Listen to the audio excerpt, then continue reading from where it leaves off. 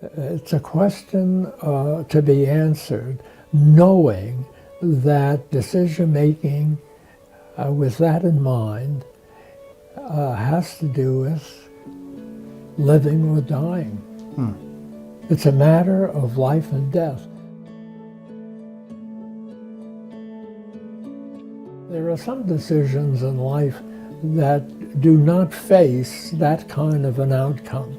And so sure, none of us, and certainly none of us at the age we were when without a war we had our whole lives in front of us to plan, to become skilled, to become educated, to know something more about living than just joining the army, usually right out of our parents' home.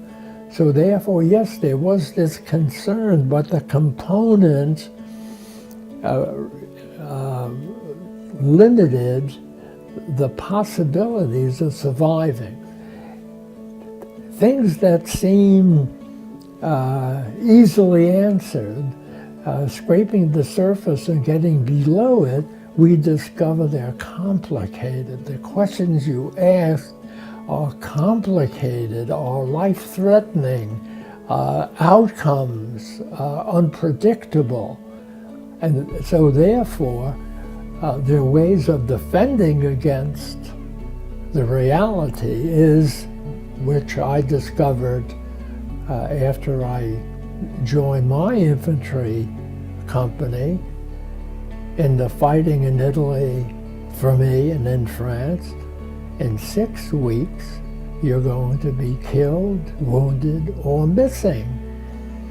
That in civilian life is not something to be concerned about because you're not faced with groups of men, in this case Germans, or in the South Pacific, as the Australians did, facing the Japanese, that someone, if they can do it and do it quickly, will kill you.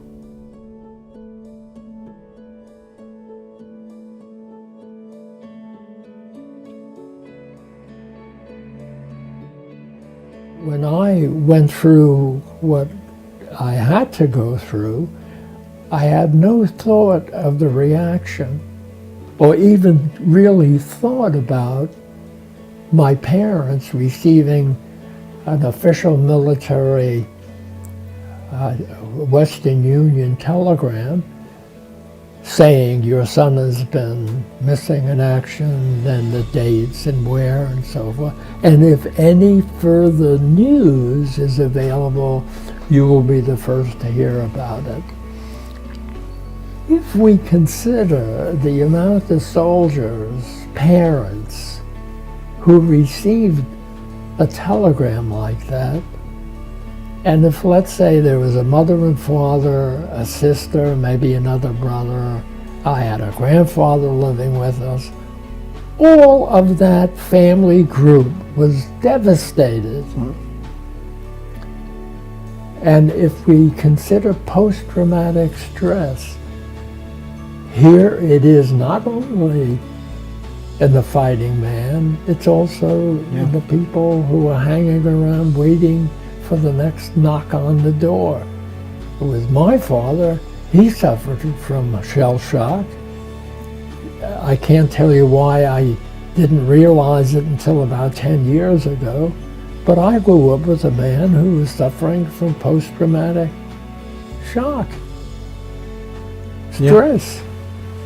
But it isn't only me.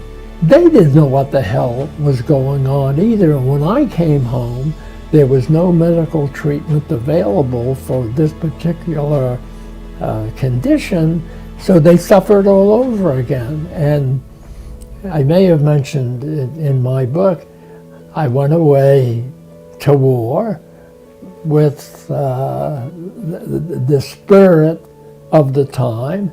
I came back a couple of years later, nervous wreck. Finished, done. Just hang around and wait until I die, which could be any time, because not only could I be killed by different methods, I could take my own life. I couldn't sit here and have some kind of conversation that you would understand. My point is, we must not do this anymore. And so people have to be skilled and trained and humanistic to be sure there is a next generation. Isn't it simple? If we want to eliminate the human race, don't have any more babies. That's how simple it is. And isn't once enough? Or maybe isn't twice enough? World War I, World War II. American Civil War was the first war that brought to the battlefield industrialization. You blink, we're not going to survive this.